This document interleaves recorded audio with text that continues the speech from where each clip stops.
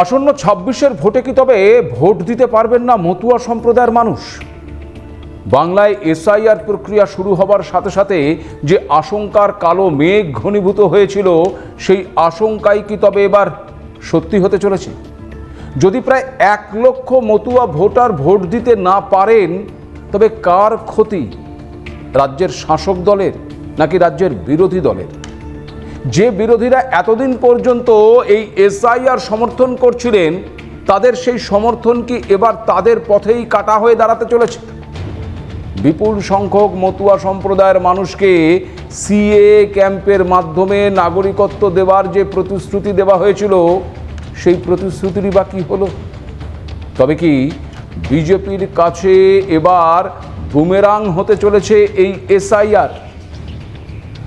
বিপুল সংখ্যক মতুয়া ভোটার যদি কমে যায়, তবে কি বদলে যেতে পারে ভোটের সমীকরণ? নমস্কার, আপনারা দেখতে শুরু করেছেন এডিটার্স ডায়েরি। আমি ভাস্কর দত্ত। এই এডিটার্স ডায়েরির ২০০তম এপিসোডে আপনাদেরকে স্বাগত জানাই। বাংলায় এসআইআর প্রক্রিয়া শুরু হওয়ার সময় আপনাদেরকে একাধিক এপিসোডে আমরা বলেছিলাম যে এই এসআইআর প্রক্রিয়ার ফলে যে ক্রাইটেরিয়ার মাধ্যমে নাম বাদ যেতে চলেছে, সেখানে ওই শুধুমাত্র মুসলিম অনুপ্রবেশকারীরাই নন, সেখানে কিন্তু নাম বাদ যাওয়ার সম্ভাবনা রয়েছে মতুয়া সম্প্রদায়ের মানুষেরও। কারণ এসআইআর প্রক্রিয়ায় ধর্মের ভিত্তিতে নাম সংযোজনের বা বাদ দেওয়ার কোনো ক্রাইটেরিয়া ছিল না।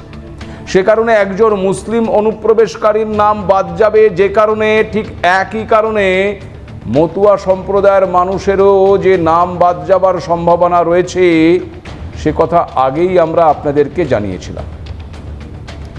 এই মতুয়া সম্প্রদায়ের মানুষের নাম বাদ যাবার সম্ভাবনার কথা আপনাদেরকে জানানো হয়েছিল, মতুয়ারাও জানতেন।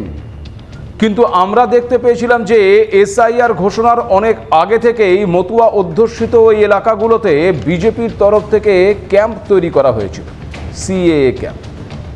মতুয়া সম্প্রদায়ের মানুষদের বলা হয়েছিল যে ওই সিএএ ফর্ম ফিল আপ করবে যারা, তারা নাগরিকত্বের সার্টিফিকেট পাবেন, আর সেই সমস্ত নাগরিকত্বের সার্টিফিকেটের মাধ্যমেই ভোটার তালিকায় নাম তুলতে পারবেন তারা। আর সেই কারণে আমরা দেখেছিলাম যে বিজেপি দ্বারা পরিচালিত ওই সিএএ ক্যাম্পগুলোতে উপচে পড়েছিল মতুয়া সম্প্রদায়ের মানুষের ভিড়। এই আশা এবং প্রত্যাশাতেই ওই মতুয়া সম্প্রদায়ের মানুষেরা ওই সিএএ ফর্ম ফিল আপ করেছিলেন যে তারা ভোটার তালিকায় নাম তোলার জন্য নাগরিকত্বের সার্টিফিকেট পাবেন। কিন্তু এসআইআর প্রক্রিয়ার ফর্ম জমা দেওয়ার শেষ তারিখ পেরিয়ে যাওয়া পর্যন্ত সেই নাগরিকত্বের সার্টিফিকেট তারা আর হাতে পাননি। আপনারা জানেন, এবং এর আগের একাধিক এপিসোডে আপনাদেরকে এটাও জানিয়েছিলাম যে সুপ্রিম কোর্টেও এই বিষয়ে আবেদন জানানো হয়েছিল। যারা সিএ ফর্ম ফিল আপ করেছে, তাদের নাম আপাততভাবে ভোটার তালিকায় যাতে রাখা হয়, তার জন্য আবেদন জানানো হয়েছিল সর্বোচ্চ আদালতের কাছে। কিন্তু আদালত পরিষ্কার জানিয়ে দেয় যে নাগরিকত্বের বিষয়টি দেখার দায়িত্ব আদালতের নয়। ফলে যা হবার তাই হয়। এসআইআরের খসড়া তালিকা প্রকাশ পেতেই তীব্র আতঙ্ক ছড়িয়ে পড়ে রাজ্যের মতুয়া অধ্যুষিত এলাকাগুলোতে। বিশেষ করে বাংলাদেশ সীমান্ত লাগোয়া ওই উত্তর ২৪ পরগনা এবং নদিয়ার বিধানসভা কেন্দ্রগুলোতে বিপুল সংখ্যক ভোটারের নাম আনম্যাপড বা ওই চিহ্নিতকরণহীন অবস্থায় থাকায় তাদের ভোটাধিকার নিয়ে বড়সড় প্রশ্নচিহ্ন তৈরি হয়েছে। রাজনৈতিক মহলের মতে এই আনম্যাপড ভোটারদের বড় অংশই কিন্তু মতুয়া সম্প্রদায়ের মানুষ। আর এই ইস্যুকে কেন্দ্র করে চড়ছে বা তৃণমূল এবং বিজেপির মধ্যে রাজনৈতিক পারদ। কমিশন সূত্রে খবর, ভোটার তথ্য যাচাইয়ের ক্ষেত্রে ওই ২০০২ সালের ভোটার তালিকাকে ভিত্তি বা বেঞ্চমার্ক হিসেবে ধরা হয়েছে। বর্তমান খসড়া তালিকায় যাদের নাম ওই আনম্যাপড দেখানো হয়েছে, মূলত ২০০২ সালের তালিকায় তাদের বা তাদের পূর্বপুরুষের মানে বাবা, মা অথবা ঠাকুরদার নাম খুঁজে পাওয়া যায়নি। ফলে পারিবারিক যোগসূত্র বা লিঙ্কেজ স্থাপন করা সম্ভব হচ্ছে না। এই পরিস্থিতিতে শুনানির সময় নাগরিকত্বের প্রমাণের জন্য ওই 1950 বা 1971 সালের আগের নথি বা 2002 সালের আগের বসবাস করার প্রমাণ দাখিল করতে হবে। আর যা নিয়েই ধোঁয়াশা কিন্তু তৈরি হয়েছে।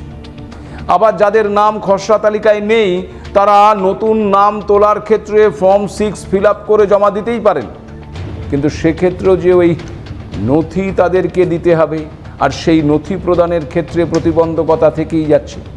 ফলে খুব স্বাভাবিকভাবেই নতুন নাম তোলার ক্ষেত্রেও আবেদন করে খুব একটা লাভ হবে না।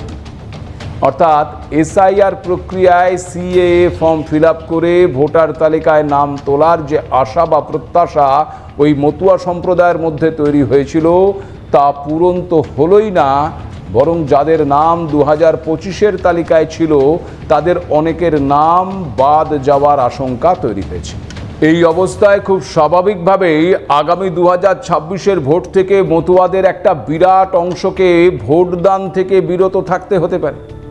সামগ্রিক বিষয়ে গুরুত্ব বুঝে মতুয়া সম্প্রদায়ের মানুষকে বোঝাতে এবার ময়দানে নেমে পড়েছেন কেন্দ্রীয় প্রতিমন্ত্রী শান্তনু ঠাকুর। লাখো মতুয়ার নাম ভোটার তালিকা থেকে বাদ গেলেও তা মেনে নেওয়ার নিদান দিচ্ছেন শান্তনু ঠাকুর, কারণ এই মুহূর্তে তার আর কিছুই করার নেই। মতুয়া সম্প্রদায়ের ক্ষততে কিভাবে প্রলেপ দেওয়া যায় এখন তারই পথ খুঁজছে ওই বিজেপি। সে কারণেই কি শান্তনু ঠাকুর বলছেন 50 লক্ষ অবৈধ ভোটারকে আটকাতে দাম মেটাতে হবে। তার জন্য যদি 1 লক্ষ মতুয়া ভোটার ভোট দিতে না পারেন তা মেনে নিতে হবে। আজকে 50 লাখ রোহিঙ্গা মুসলমান, বাংলাদেশি মুসলমান, পাকিস্তানি মুসলমান যদি বাদ যায়, তার মধ্যে 1 লাখ যদি আমাদের সমাজের মানুষকে একটু স্টপ থাকতে হয়, ভোট দেওয়ার জন্য বিরত থাকতে হয়, তাহলে কোনটা লাভ? কোনো প্রকার চিন্তা করতে হবে না, কোনো প্রকার চিন্তা করার বিষয় নেই। আমরা ভারতবর্ষে সিটিজেনশিপ পাবো। আগামী দিনে আমরা সেই সিটিজেনশিপের মাধ্যমে স্বাভাবিকভাবে বাই ন্যাচারালাইজেশন আমরা ভোটার হবই।